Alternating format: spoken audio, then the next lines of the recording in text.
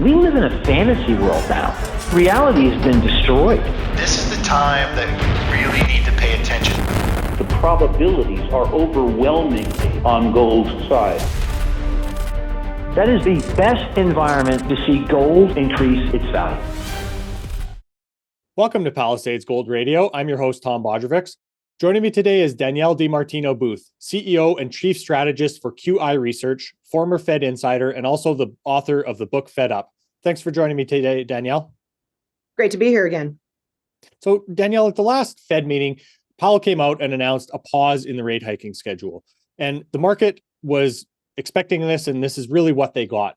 You and I haven't spoken since before the banking crisis, and I wanted to get your take on much of this, but I think a good place to start is by getting your sense of what you think is still a looming problem within the US system here. You know, you told me that the credit markets is something you're worried about. So if we could revisit that risk, how you see it, I think that would be kind of a great way to frame today's conversation. Sure.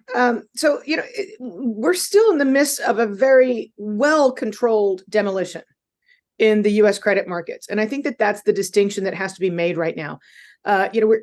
This last week was kind of an outlier. We only had one really large bankruptcy, but by the same token, we had another large one hit the news wires today. But as we look in the rearview mirror and say, well, gee, bankruptcies are running at the fastest pace since 2009.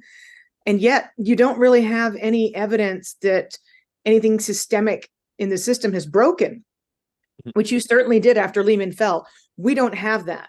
So I think the controlled nature of Powell simply steadily maintaining higher for longer is having a blowback. And we are seeing it in bankruptcies. We are seeing it and this is across the board, small business bankruptcies, personal Chapter 11, personal bankruptcies, Chapter 11 filings, small, medium, and large companies. We're seeing it across the board. It's just not, there's no mass hysteria because it isn't happening all at once. Which is kind of an interesting thought, you know, thinking about, on one hand, the fact that this was the quickest and highest rate hiking schedule ever. Mm-hmm. And yet, at the same time that, you know, we haven't seen any type of systemic or, you know, major panic yet. How do we square those two things? Are they just doing an excellent job of, you know, controlling the narrative, giving this forward guidance? Like, how do you see that? So I think a lot of it has to do with the employee retention credit, which is something I've been speaking about quite a bit for the last year.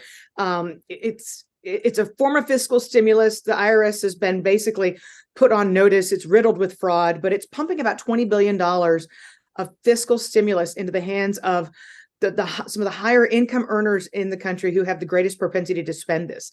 So you're seeing this idea of there's been a handoff from goods consumption to service consumption in an economy that's 70% consumption. But you're seeing kind of the maintaining of this idea that there's going to be this immaculate shift from goods to services. Well, it's hard to not have that shift when you're pumping $20 billion a month quietly into the economy and to people who really are no longer worthy of this credit, which is again why the IRS is on notice. And we also, we haven't seen a major blow up in the world economy. Don't get me wrong. The world's third largest exporting nation, Germany, is in recession. The China reopening trade hasn't been what it was sold as it was going to be. Volumes, trade, the industrial recession is very obviously a global phenomenon at this point. The state of Texas, which is the largest exporting nation, the largest exporting state in the nation, you've seen 14 consecutive months of contraction on the industrial side, and yet there's no kind of Armageddon moment. I think a lot of that has to do with the amount of credit card spending that we've seen and the amount of fiscal stimulus from the pandemic that is quietly still being pumped into the U.S. economy. Yeah, I mean, again, you and I talked about credit card debt being at an all-time high last time we spoke. So is there a point that you're considering where that really starts to hit a top end where people don't have room on their credit cards anymore. And that really starts to affect their spending in other areas. So, it's interesting you ask. The conference board came out with fresh data that showed that people's concern about losing their jobs has dissipated. And yet, when you look on Google Trends and you see how is unemployment benefits trending? Well, it's at 100%. So, you've got 90% of the US population right now living in a state for 3 months in a row with rising numbers of continuing claimants. And yet, if you're not losing your own job, it's just a recession, not a depression. Mm-hmm. So the cross currents are really difficult to describe right now. And you've had housing hold up so very well because so many people are married to their 2.5% mortgages. It take a crowbar to get them out of their homes voluntarily. And yet we're starting to see cracks in the edifice on the housing side. We're certainly seeing that out of S&P Global with automotive delinquencies now hitting an all-time high, taking out the prior record that we saw during the financial crisis. So once you see the Airbnb jocks start to lose their homes and auto delinquencies rise from record levels, you'll see a continuation. In fact, the latest lending survey that we have in hand, the Dallas Fed does a great one twice a quarter, shows the lending standards for consumer debt are really being crunched. Mm-hmm. So it's I think we're nearing the point with delinquencies where they are, that it's not going to necessarily be households who aren't saying, hey, I better pay for that with a credit card, but rather lenders saying, we're not going to give you the ability to ratchet up your balance much more. Mm-hmm. Yeah, there's a couple pieces that I want to pull apart there, but how have we seen the banking standards and the lending standards tighten over this time? And do you think that this is, part and parcel of a symptom within, let's say, that tightness in the banking industry? Well, it is definitely. From what I'm hearing from my friends in credit unions and in regional banks and in smaller banks, those lending standards have really been clamped down. Mm-hmm. And so that's a real thing. And I think that as long as Jay Powell succeeds in maintaining a higher for longer stance on monetary policy, that you'll have a continued bleed into the money market fund industry as people are looking for that 5.5% yield.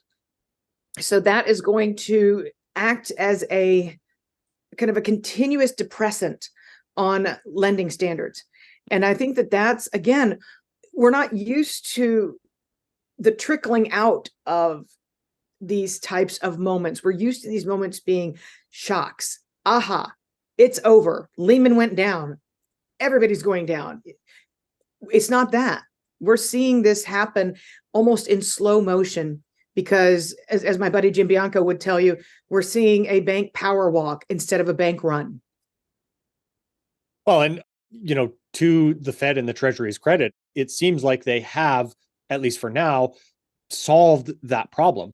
So do you think that, many of these pieces of the puzzle that have come up that they have done, seemingly a reasonable job of controlling, is that helping the Fed to regain some of their credibility? Versus narratives of we're not even thinking about raising rates. Right. And obviously there was massive damage that was done at that moment. Mm-hmm. And the longer that Jay Powell can hold the line, and he does it very sparingly. As soon as the market is completely priced out the next move that he has in mind, mm-hmm. he just slowly talks the market back into his way of thinking. And he's been doing it since March of 2022. So more than a year now, he's just been, these aren't the droids you're looking for. Let's talk about what I want to talk about. Mm-hmm. And he's been very successful. And if you start to see, some of the worst, some of the biggest violators of, my business model only works in a zero interest rate environment. And that's, in good part, that's where we've been for years, whether it's securitization or, let me sell you this, let me sell you that. And as investors, you had no choice. You had to buy what was being sold. I think you're getting into an environment where if you can actually have yield As a banker, you're like, no, you can't borrow this money for free.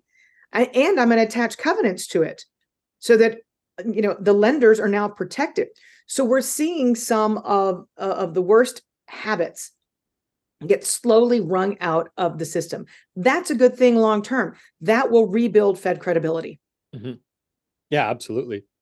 Danielle, we've kind of touched on, car loans, a little bit on housing, but one of the things that you and I spoke about last time was the unemployment rate and how some of the, let's say, the leading indicators, like this severance pay idea that you were talking about back then, has kind of skewed the unemployment numbers. So is this also kind of contributing in a way to this soft landing? And does that really start to show the true numbers now that we're down the road a couple months from that, and make everybody less worried about this looming recession that has been spoken about so much?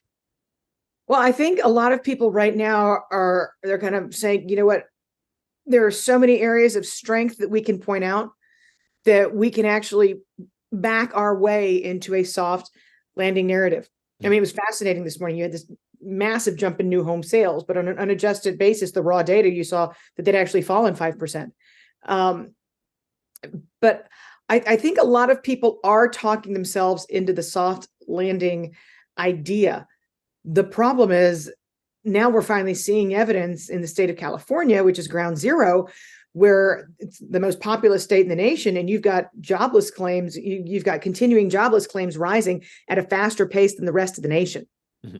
So some of these people in the tech world who lost their jobs a long time ago, they're finally ponying up. Their severance has completely run out, and they're being forced into the ranks of the unemployed again. When you look at Google Trends and you see a 100% increase in people searching for unemployment benefits, that tells you something's happening. But the average Joe or Jane, if they're looking at the S&P 500, they think everything's just fine. Mm-hmm. Or especially the NASDAQ, right? Or the NASDAQ, especially the NASDAQ, yes.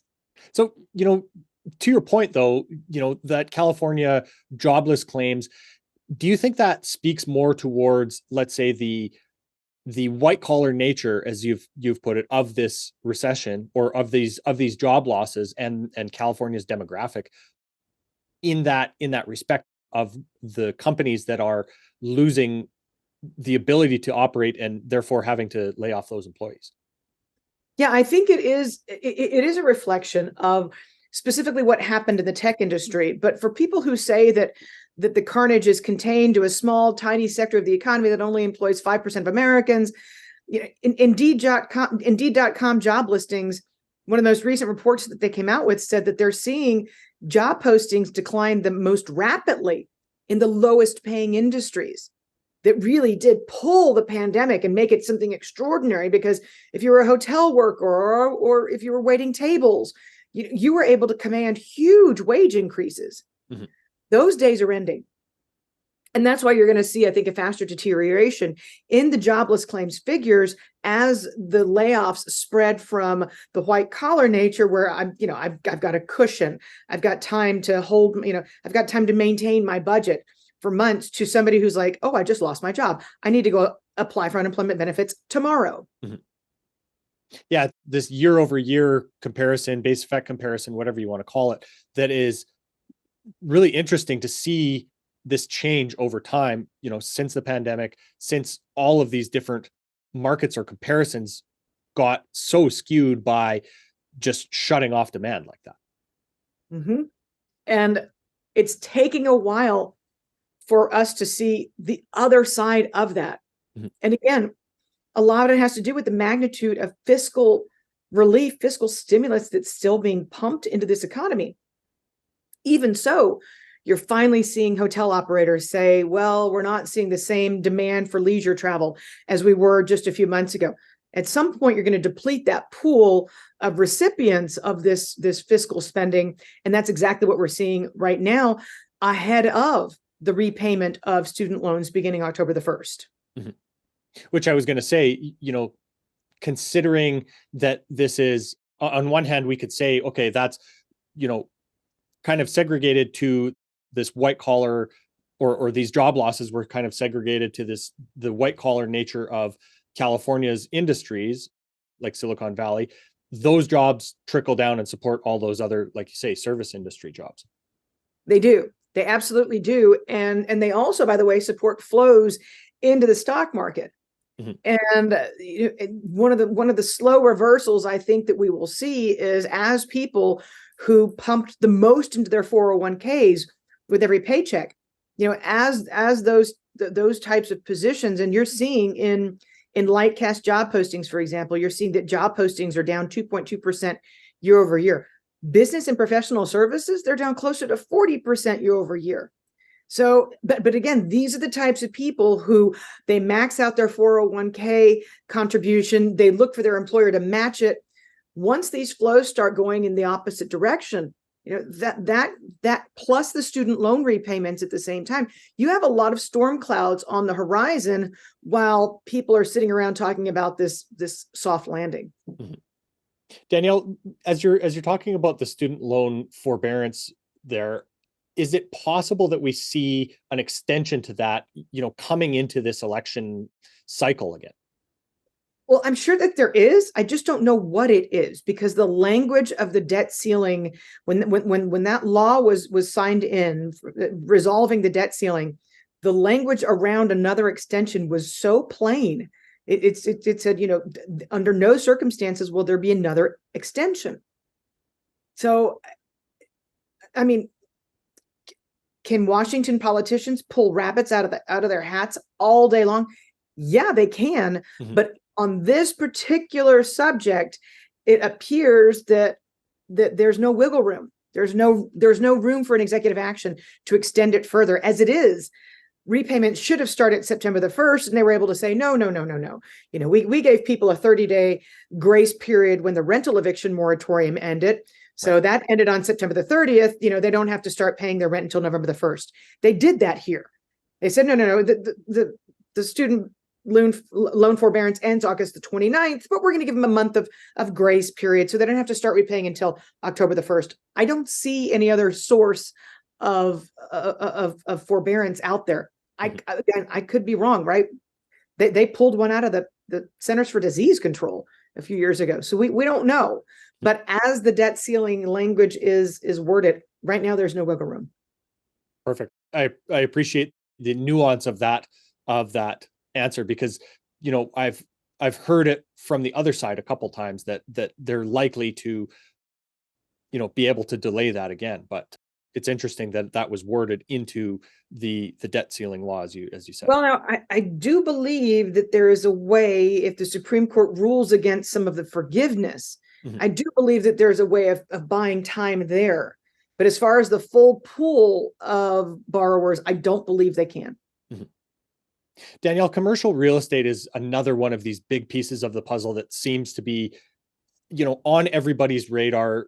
The decline in demand for it, the availability to pay for it. Is that another one of these pieces that is, baked into the cake that everybody sees? And that's a big part of the reason that it's not creating a real crisis moment for that industry or that sector. I think that that's part of it. And what the other unique aspect right now is that we're only seeing what's at the very bottom and what's at the very top trade. What's at the bottom is like being handed back, jingle mail, so to speak.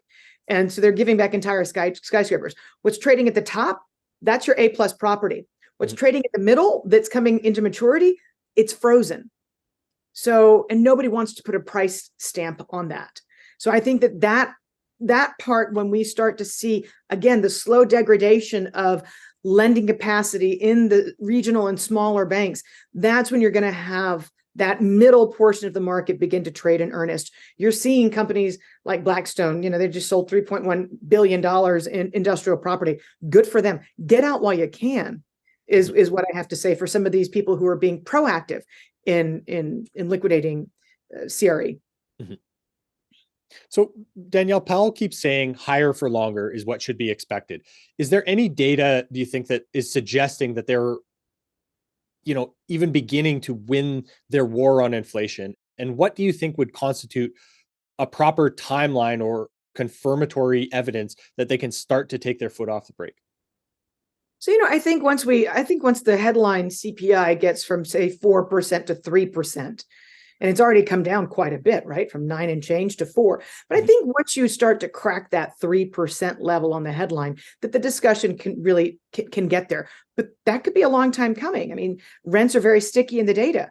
And on top of that, used cars are filtering through very slowly.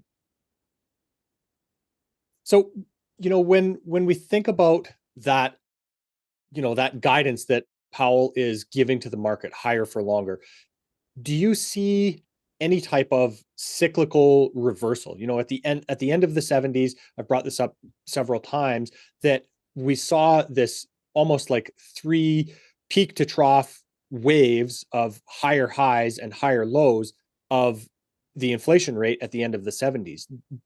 So I'm wondering if Powell, kind of has that in mind and is being careful to not relinquish on the markets when he gets this confirmatory evidence. That's why I was wondering, what constitutes a proper timeline for being able to take their foot off the brake.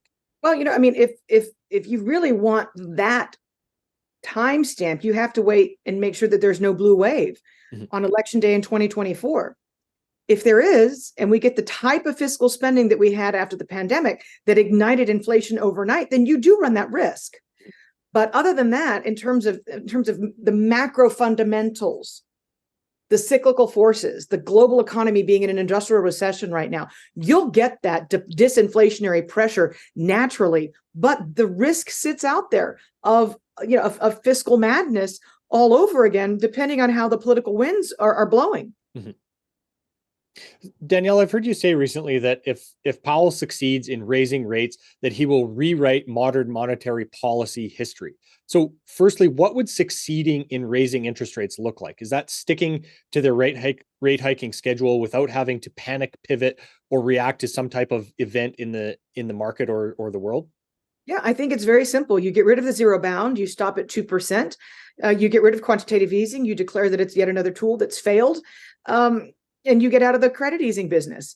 And you announce to the world, if and when we start to bring rates down and there's natural mortgage prepayments, we're going to let those mortgage-backed securities that are sitting on our balance sheet that we haven't been able to slough off via quantitative tightening, we're just going to let them go, because we're going to put these tools out of the toolbox that have been proven to be very inefficacious, if not detrimental to the long-term prosperity of the U.S. economy. You bring up the idea of quantitative tightening, and that's obviously the other part of his tool set here, other than raising rates. Are the goals of each of those tools different? And are there efficacies different in different parts of the market?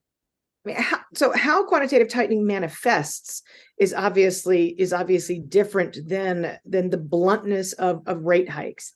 And again, it's a corollary, it's a parallel to the liquidity being drained out of the system in the banking system.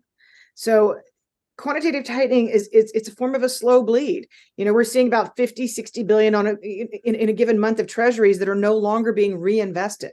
So that's at the margin liquidity that's being taken out, the same way that at the margin banks continue to lose deposits.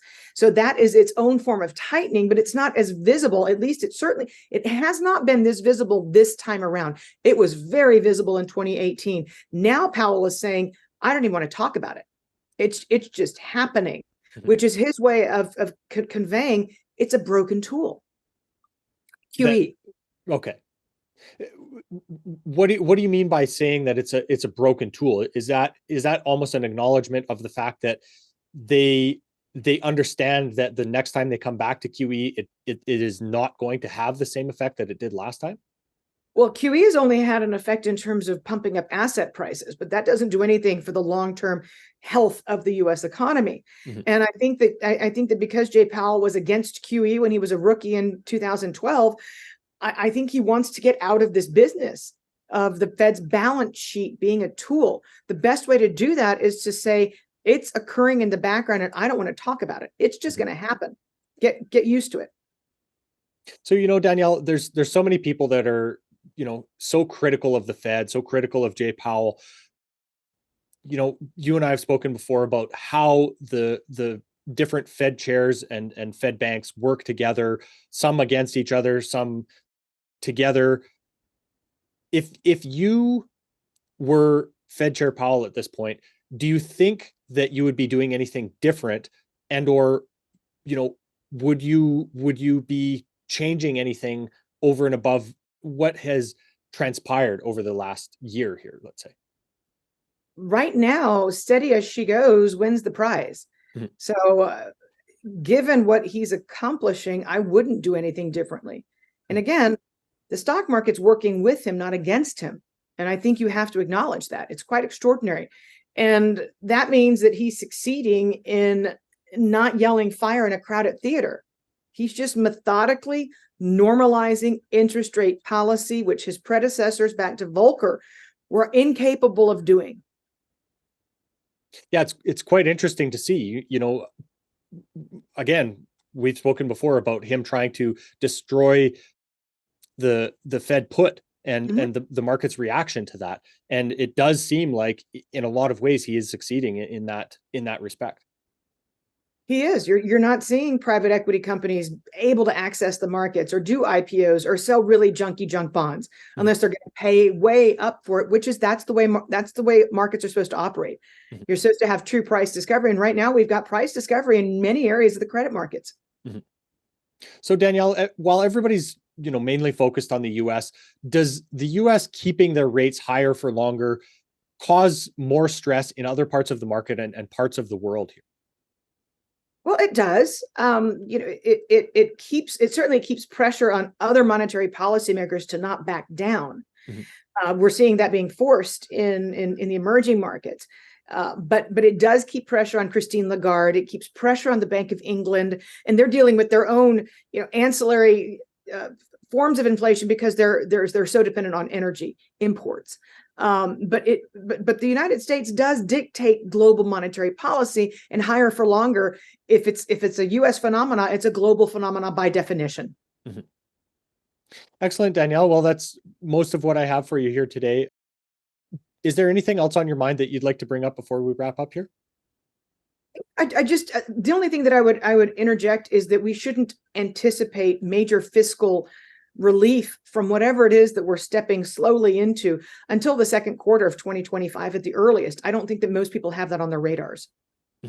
So you think that, as you said, steady as she goes in both monetary policy and fiscal policy is going to be, the real theme going forward here for the U.S. at least. I believe that's the case. I mean, the Mavericks in the Republican Party really do have egg on their face after the debt ceiling being resolved as it did. I doubt that they would be signing up anytime soon for some massive fiscal relief program.